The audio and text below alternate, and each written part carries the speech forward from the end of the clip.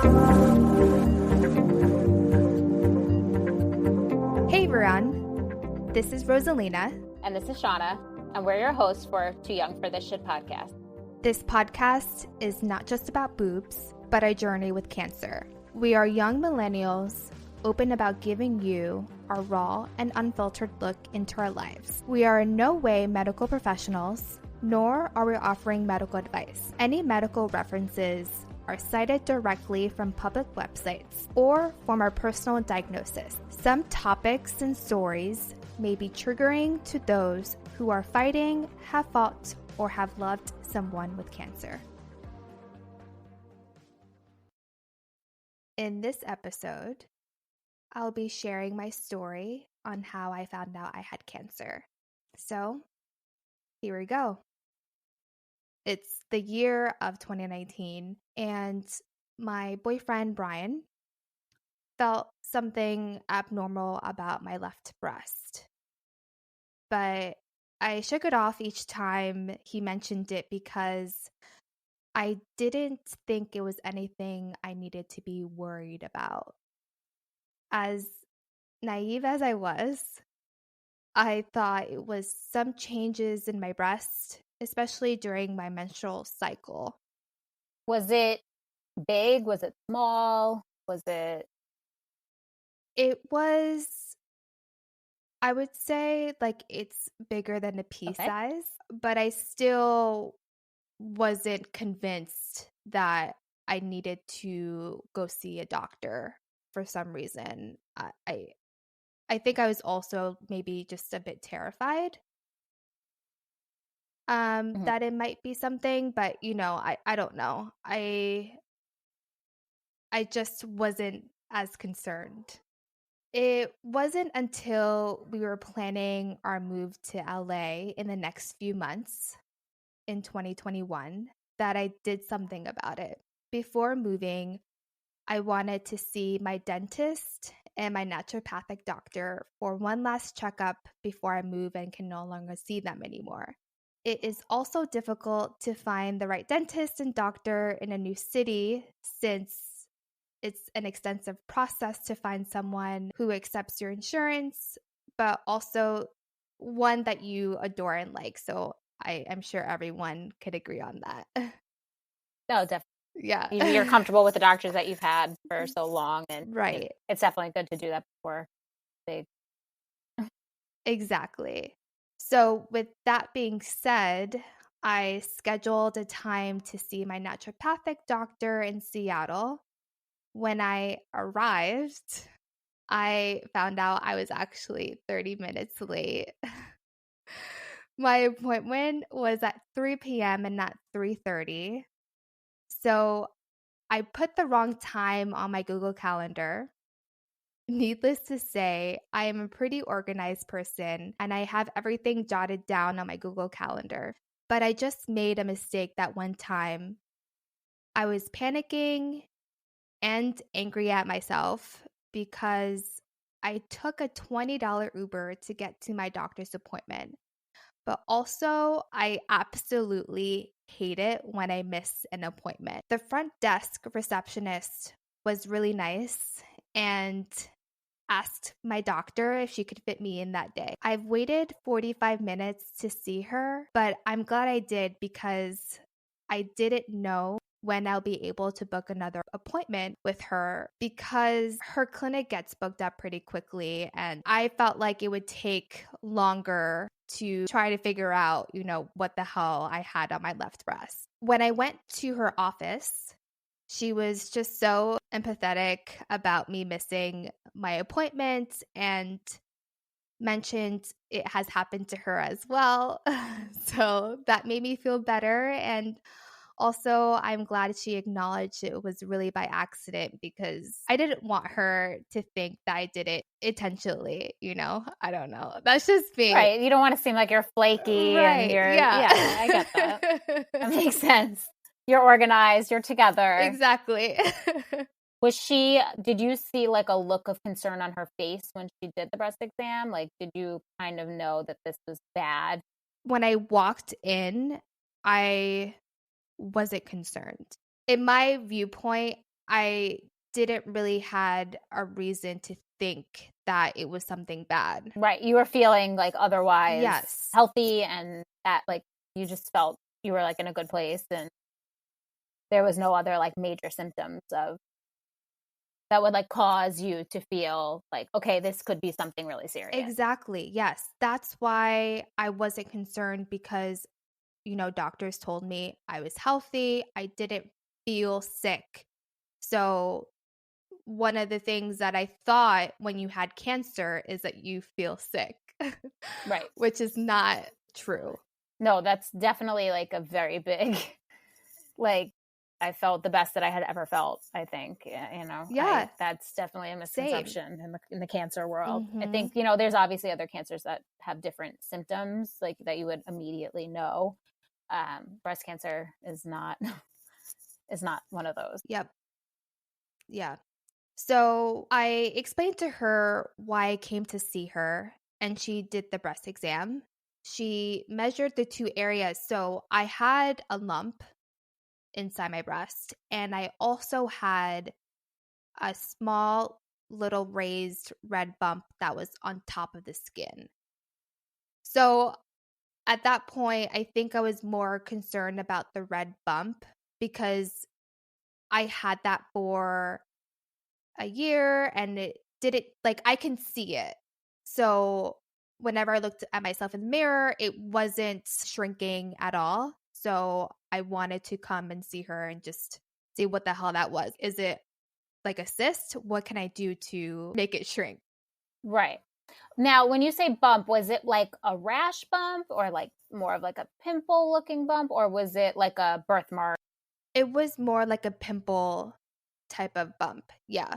So like she measured the two areas and she wasn't too concerned about it. Like she felt the lump, she looked at the bump, but she wanted to make sure we knew exactly what it was. So she wrote up a referral to the University of Washington Breast Imaging Clinic and explained to me the process of having an ultrasound, and if they needed to take a step further, that they would perform a biopsy. But she assured me that I'm too young and I shouldn't be worried about having breast cancer. And she also mentioned that she thought that the lump was a benign. So I'm going to leave it there. That's, I think, very common within doctors. I mean, mine did the same. It's just being like, you're too young for this. And no, we're not. Not being too concerned. Exactly. Yeah. Yeah. So fast forward, I visited the breast imaging clinic and they had me change into a gown and walked me to the room where I'll be getting my ultrasound. I'm laying on the table, boobs out and all. She applied the cold gel cream to my boob and then applied pressure to my boob with like the ultrasound machine. I don't know what it's called, but on the right of me, there was a screen where I could somewhat view what was going on, even though I had no idea. But the only thing I can remember is seeing a black hole, and each time she took measurements of the black holes that she saw. At that time, I was getting really anxious for sure. Was she talking to you like throughout the process, or was she pretty quiet? She was not. She was pretty quiet. I was trying to see like her reaction to everything, and she had no reaction. Yeah, they're just clicking. Lots of clicking, Yep. lots of measuring. Yeah. And then, of Yes. course, we're in masks too, so you can't even see anything, like this is COVID time. So like everyone's in the mask. You don't see the reaction. So you're just like, I just remember staring at my ultrasound tech, like just trying to figure out, trying to get a read. Yeah, that's a really great point that it was during COVID times. So everyone was wearing a mask. Yeah. Right. And shields and like, yeah, everyone was like doubled up. So it's like, it was hard to figure out what was going on. Now, when your doctor ordered you a sonogram, but not a mammogram. No. So yeah, she only wanted to do an ultrasound, which is the same thing as the sonogram. But yeah. Yeah. because I think, what she was mentioning is that, if they have to take it a step further, they would do a biopsy to know exactly what it is. But no, she didn't order a mammogram. Yeah. So the ultrasound tech, once she was finished with her measurements, she told me she needed to step out and speak to the radiologist. The ultrasound tech. Yeah.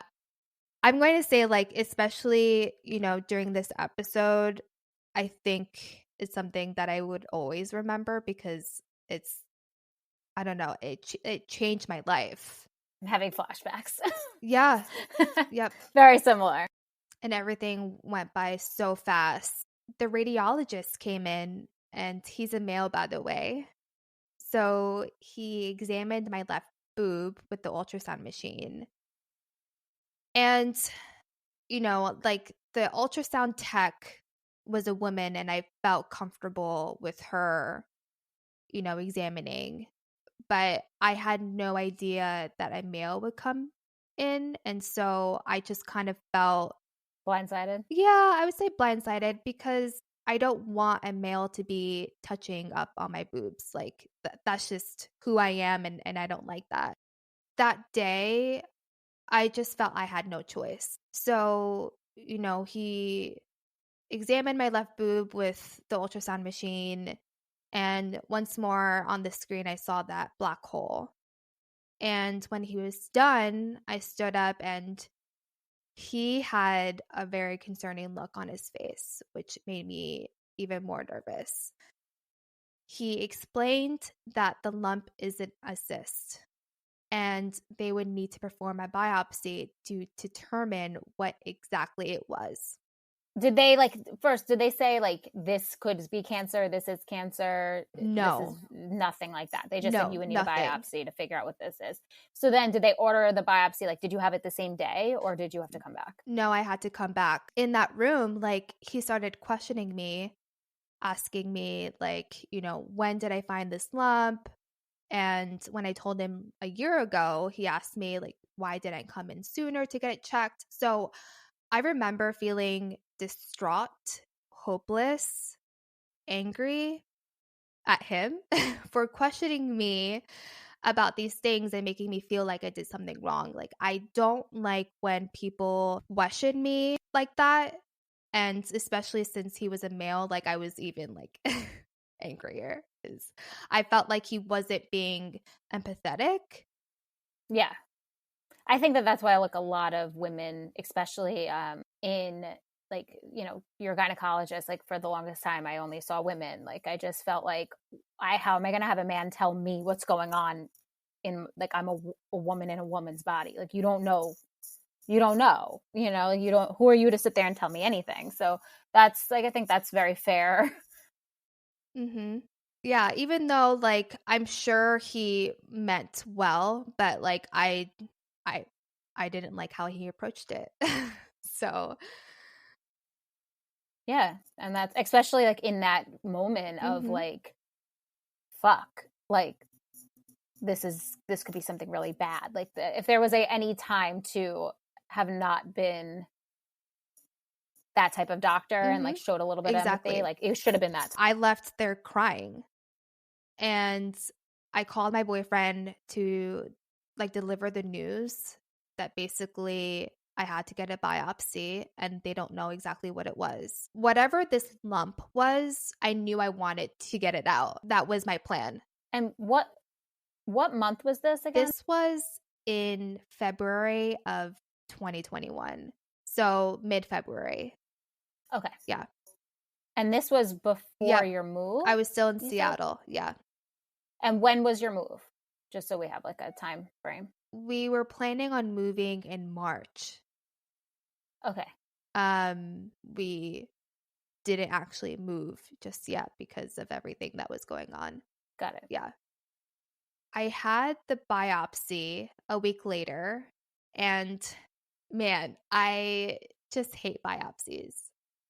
The suspense and everyone being on top of you and hearing that loud machine click when it gets a sample of your tissue. But, trust me, ladies, that one thing that is like reassuring is you can ask for more numbing around, the area that they're taking the biopsy of if you feel anything, small or big. Yeah. Oh, Yeah. yeah. Because you shouldn't feel You anything, shouldn't. ultimately. Like, no. I mean, you definitely feel like pressure and pulling, but you're not supposed to feel any pain. I went into it thinking it was going to be like surgery. Like, Mm-hmm. I went into it being like, this is going to be like crazy. And I don't know, I've never had Mm-hmm. surgery before, Me either. my double mastectomy, but, so of course, like every little procedure is like this huge, like, I thought it was going to be, you know, the equivalent of like open heart surgery. Yes. So that's exactly how I felt. It was a huge surgery and I was freaking out for sure. Because again, and I'm going to preface this, I thought I was a healthy person. So why the hell do I need to do all these tests?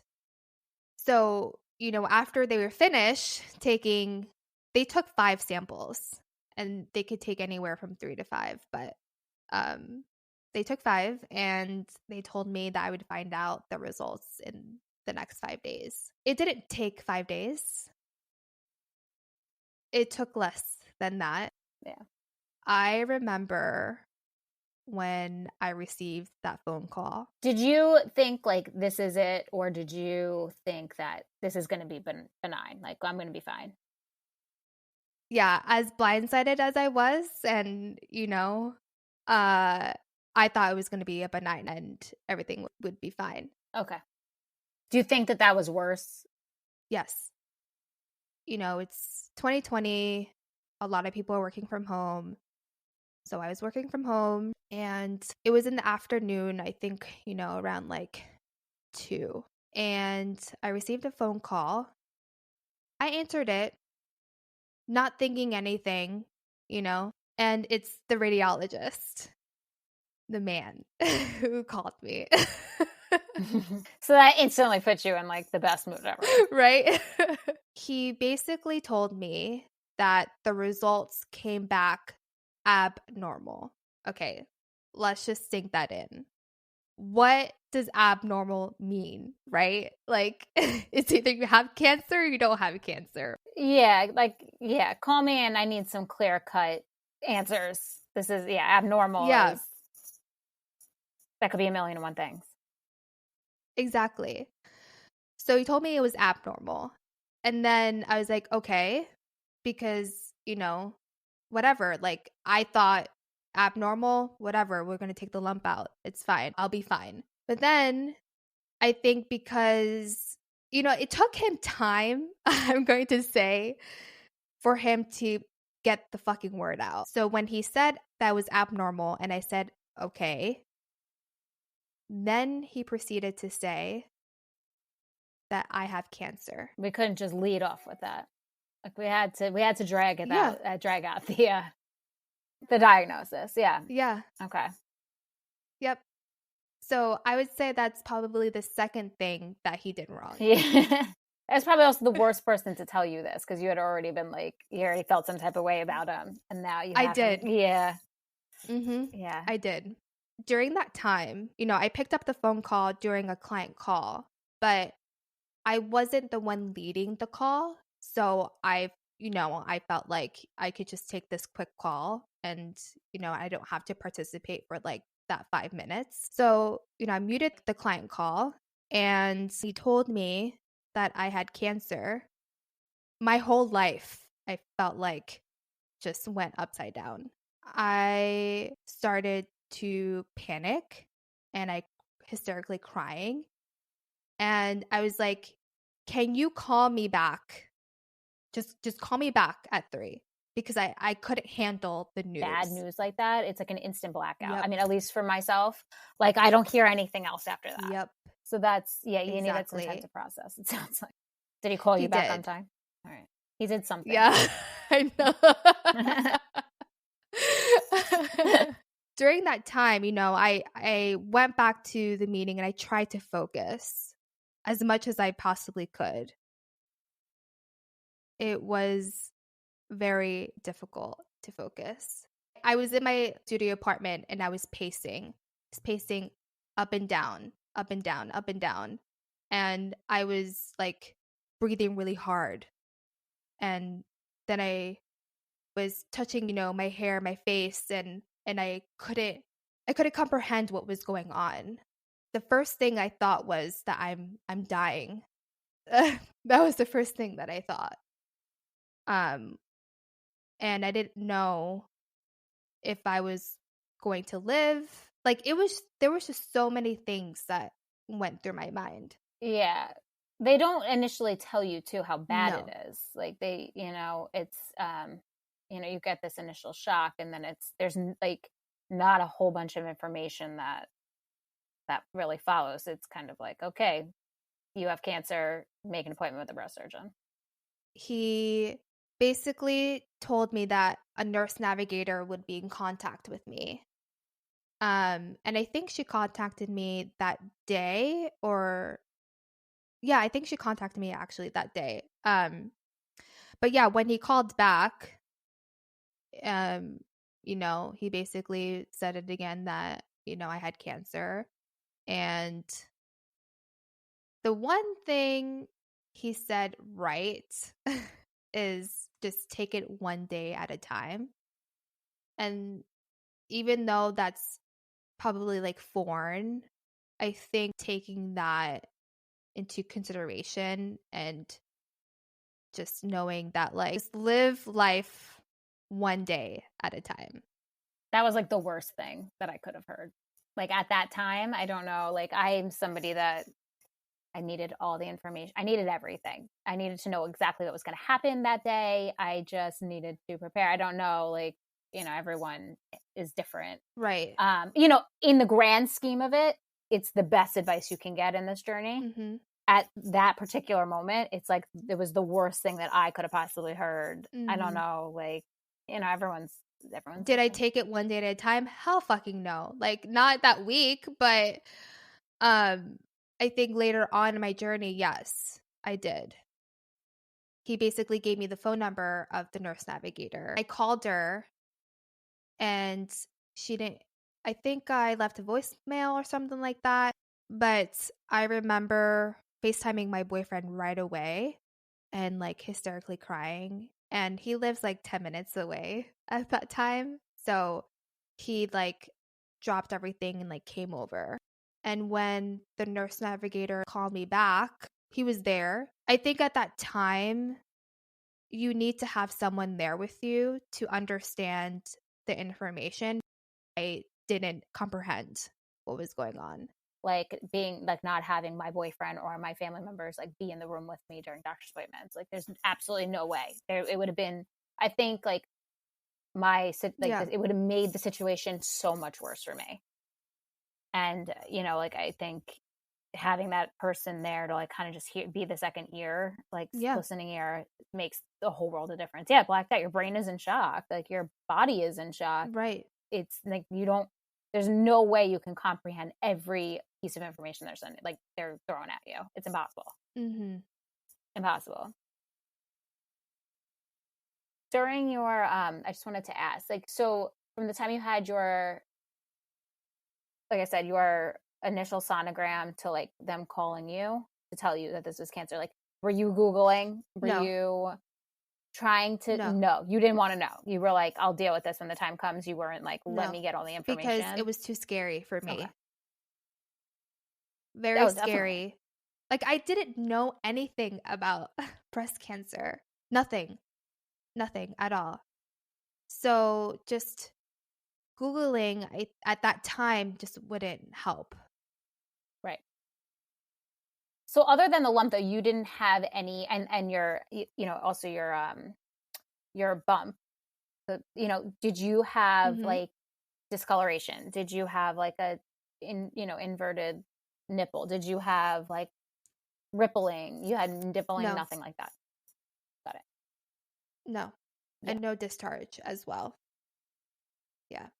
When the nurse navigator called me, she was basically saying that my cancer is slow growing. That's the only thing that I remember from that conversation. That put me a little bit at ease because that means that I Right. can do something about it and I can stop it from growing even more. But I didn't know anything else that day was horrific. Right after, I got off the phone with her, I think we made appointments, an MRI and a mammogram, but I don't remember because, the only thing I remember is her saying that the cancer is slow growing.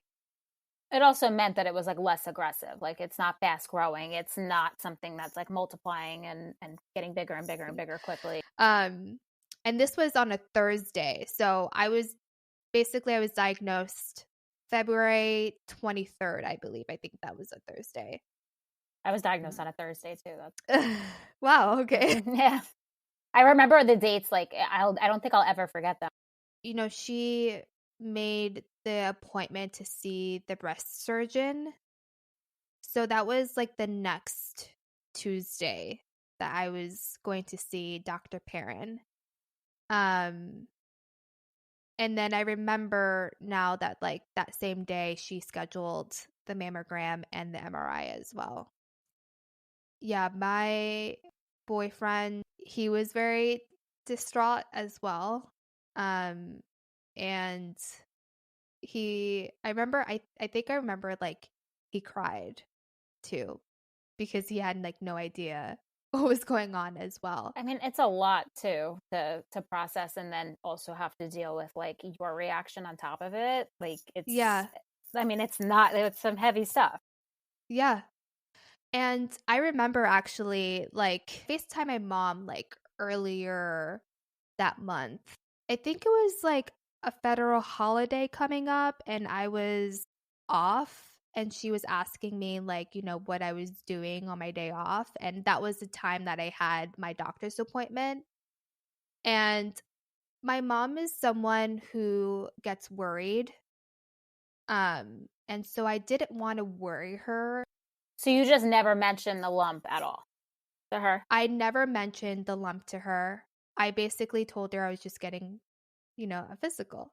Or get yourself through like one day, I guess. And yeah, I mean, sometimes you like Mhm. it's easier just to handle it. Yeah, I agree. And that's just part of my personality is I like to handle things on my own. I think she had like a mother instinct because when I was telling her, I was going to a doctor's appointment, she was basically telling me, like what's wrong, why are you going to the doctor? She really wanted to get like that information out of me. And I was just saying, I'm just getting a physical. And then I think it calmed her down a bit. But I think she had an instinct or something that like something was going on. I also think too, I mean, we're like women in our 20s and early 30s, Hmm. and like I think everyone just assumes like when you're going to see your gynecologist that you're like pregnant or trying to get Yeah, pregnant or anything like that. So like of right. course I feel like everyone's like immediately just going to start assuming like what's going on. Right, right. I mean, even telling people like this news where like I'm not pregnant. I have news. I'm not pregnant. That was like Yeah. my go-to, But I think, of course, that's gonna have everyone like in the back of their head thinking it's like gonna be this. So then when I found out I had cancer, I did FaceTime my mom and I basically was at a very vulnerable spot and I was hysterically crying and I basically told her that I had cancer. Um and I basically mentioned to her like, what was going on because that was a time where I felt it was appropriate to mention to her. You know, like everyone else, she was very taken aback because no one in our family has breast cancer. Basically, I'm the first person in the family to have it. My grandfather on my dad's side died of leukemia, but that's the only person who had cancer. And he was really old, he was in his like 70s, I believe. Right. Yeah. I think that's another thing too. Like there are cancers that, you know, you're genetically predisposed to, but there's a lot of environmental factors. Like my grandfather had lung cancer, but he worked on tugboats for the Coast Guard. You know, he had Mm. mesothelioma. I can never say that word.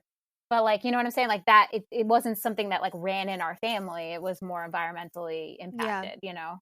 Um, so I think that that's like another big misconception that like, you know, like, yes, like it can run in your family, but like anybody can get can get any type of cancer from just lifestyles, like where you live, locate, you know, like it could be anything. Yes, so that was one thing that I thought if you had family history with breast cancer, you're more inclined to potentially having breast cancer. But even though that's like necessarily true, that doesn't mean that if it doesn't run in your family, you Right. can't get it either. And that's the part that I missed. You almost were like, this can't happen to me. This doesn't run in my family. This is like not, this isn't something that is relevant in my life. Yeah. Yep. And that's why I wasn't concerned about the lump because I was like, cancer doesn't really run Right. in my family and let alone breast cancer. Like my mother never, I mean, she's still alive. Like she doesn't have breast cancer like till this day or, my grandmother either Right. or any of my aunts, like no one. Yeah. But one of the stats that I read online, which is very scary actually, is 1 in 8 women get diagnosed with breast cancer. And that is a lot. And that's all women of all ages. Yeah. It's even like the rates are so much lower for women in their 20s and 30s. It's crazy. I think it's like 1 in 7,000. I could be wrong, but I think that that's the number. Under 40. And that's another thing too is the reason why you have a mammogram at the age of 40 is because it's known that you could be diagnosed with breast cancer starting at age 40. So that was another thing, why I wasn't as concerned because who the hell gets breast cancer in their 20s and 30s? Like, again, I'm completely fucking wrong. And that's why I was so blindsided with everything. Yeah. Well, that's why I think too for, I've been, since been diagnosed, really pushing people doing their breast exams. Like people, they say, in like health class, they tell you to do it. And your gynecologist, the once yearly that you go to the gynecologist and you get your like actual breast exam from a doctor, they tell you to do it. And I just feel like it's not taken like fully seriously. Like I remember going It's in not. my early 20s and being, all right, yeah, I do my monthly whatever. Like I'll do my monthly things. Am I making sure I do it once a month? No. Am I taking this that seriously? No, because I don't think that this happened to me. Yeah. Whether or not it ran in my family, like I have an aunt that had breast cancer. But like even in the back of my head at that point being like, I'm not taking this seriously. This is not something that I need to be taking this seriously this young anyway. Exactly. And, with your gynecologist or with your like general doctor, they don't preface enough about doing a breast exam. My doctors and your doctors too, like they didn't push it. No, they didn't. No. She didn't seem, like you said, didn't seem concerned. I didn't seem concerned either. And her lack of concern kind of prevented me from really handling that situation like head on, like running to go and get this like checked out. Like I kind of trusted that, and that's not, even she was a woman too, which was kind of, if anything, like you should have been like, we're taking this serious. And I didn't get that. I don't know. It's just, I think that I wish that, I feel like now with my diagnosis and like my monthly Instagram post of check your boobs on the first, feel it on the first, like I have girls that I went to high school with or girls that I just know that are like, they're mothers now, they're under 40 and they're like, I love this post. Like people are taking this serious now. And all it takes is for you to know one person I love that. Like, love that. Yeah. Like my sister was able to get now yearly mammograms. I think she gets 2 a year now. Her insurance will cover it based off of like my situation. I have friends that are like, I had a lump for a long time and I'm getting it checked now, and it's just a cyst, thank God. But like, I would not have gone and got it checked had You're you not. raising awareness, which is awesome. Yeah. Kind of going back, I found out I had cancer on Thursday, and I was scheduled to see my breast surgeon that following Tuesday. So, I was waiting in the room, and she comes in with two other women and basically asked me if it was okay that they were in the room. I think they were like students. Like residents, is your teaching hospital? Yeah. Yeah. And so I told her no. I mean, no. Like this I don't need to have these many people in the room, and I don't want to be like at that time I didn't want to be an experiment, I guess, is what No, I you thought. advocated for your needs, which is important. You did the right thing.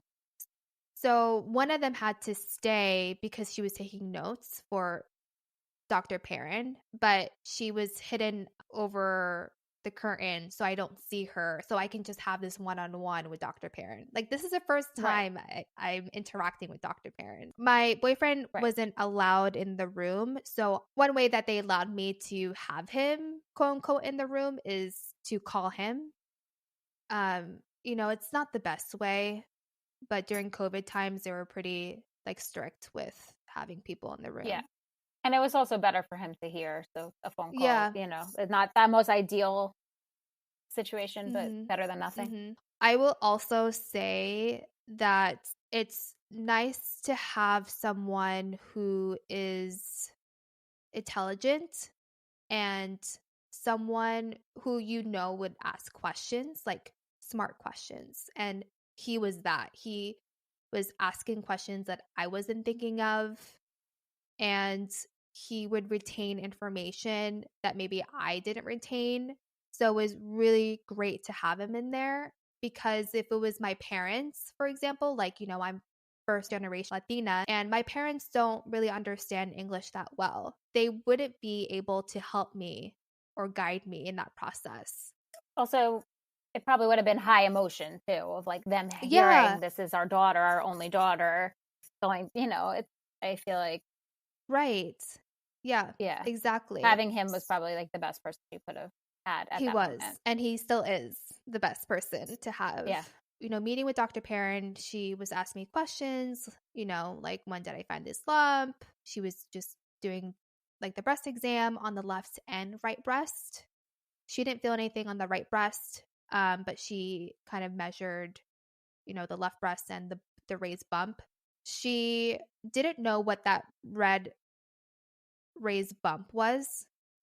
But when she was like talking to me about like the surgery, she would like scrape it off because it could be affected with cancer. She also asked me about my family history, if anyone had ovarian, breast, or colon cancer.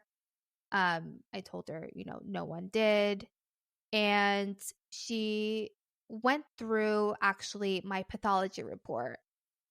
And one thing I would tell you guys is, if you want like a printed out version of your pathology report, ask for it, because that's what I did. I was like, can I have a printed copy of the pathology report?